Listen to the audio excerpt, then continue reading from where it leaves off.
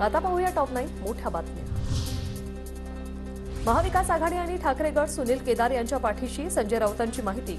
तर विरोधी पक्षातील लोकांनाच नोटीस येईल, दादा भुसे, राहुल कुल यांच्यावर कारवाई व्हायला हवी अशी ही मागणी।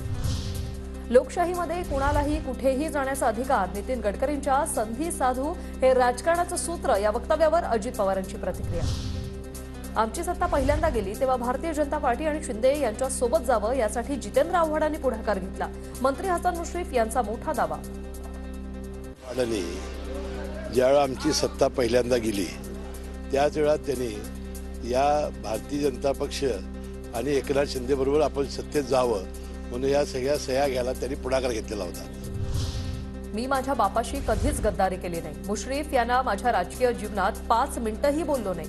2019ला पवार साहेबांच्या घरी झालेल्या मीटिंगमध्ये भाजपसोबत जाण्याला मुश्रीफांनीच टोकाचा विरोध केला होता। जितेंद्र आव्हाड यांचा मुश्रीफांवर पलटवार। संस्कृती आहे त्याच्याबद्दल मला काही बोलायचं नाही, पण हसन मुश्रीफ यांच्याशी मी माझ्या राजकीय जीवनामध्ये 5 मिनिटांपेक्षा जास्त बोललेलो नसेल। सरकारने विरोधी पक्ष सभागृहात नसताना 3 कायदे पास करून घेतले। फोन रेकॉर्डिंग कायद्यानुसार कुणाचाही फोन टॅप करू शकणार, तर दुसरा कायदा मीडियाचा, आम्ही जनतेत जाऊन चर्चा करणार, सुप्रिया सुळेंचा केंद्र सरकारवर निशाणा। 24 डिसेंबरपर्यंत मराठा आरक्षणावर निर्णय होणं शक्य नाही, शिंदे समितीचा अहवाल आताच प्राप्त झालाय। फेब्रुवारी अखेरपर्यंत सर्वांनी संयम राखावा, भाजप आमदार सुभाष देशमुख यांचं वक्तव्य।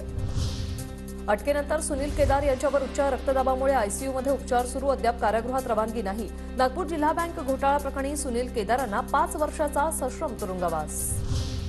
पद्मश्री पुरस्कार पदपथावर फेकणं निंदनीय, हा तर देशातील जनतेचा अपमान। मंत्री सुधीर मुनगंटीवार यांचा कुस्तीपटू बजरंग पुनियावर टीका। तर कुस्ती फेडरेशनवर लोकशाही पद्धतीने निवडून आलेल्या सदस्यांना असा विरोध करणं हे चुकीचं आहे, मुनगंटीवार यांचं वक्तव्य।